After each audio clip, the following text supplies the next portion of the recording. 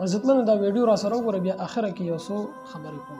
को मालूम है कि अगर आपके पास 3 लाख रुपए कैश या किसी और शक्ल में मौजूद हैं जिन्हें आप एक दिन के नोटिस पर इस्तेमाल कर सकते हैं तो फिर सबसे पहले अल्लाह का शुक्र अदा करें, अल्हम्दुलिल्लाह कहें, क्योंकि आपका ताल्लुक 7 अरब आबादी की दुनिया के 5% अमीर तरीन तबके से है।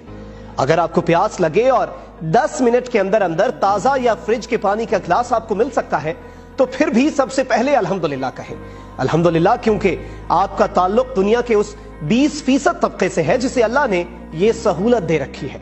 अगर दिसंबर की यकबस्ता सुबह सोकर इस तरह उठते हैं कि आपके नीचे नर्म बिस्तर और ऊपर गर्म लिहाफ था तो सबसे पहले अल्हम्दुलिल्लाह कहें, अल्हम्दुलिल्लाह, क्योंकि आपका ताल्लुक दुनिया के उस 30% तबके से है जिसे ये सहूलत मयस्सर है। पखपल किताब की फरमाई लइन शकरतुम लअज़ीदन्नकुम वलइन कफरतुम इन अज़ाबी लशदीद।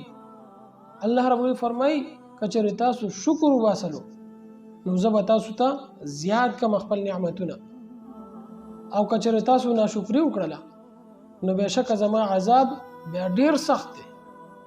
نو موږ ته پکار ده چې په هر حالت کې د الله رب العزت شکر وباسو، ځکه چې حدیث کې راځي نبی علیہ الصلوۃ والسلام فرمایي چې د ټول نه اول به جنت ته هغه کسان را بلل کېږي کوم چې په هر حالت کې د الله حمد بیان کړي، په هر حالت کې الحمدلله ویل ده، د الله بڑای بیان کړی ده.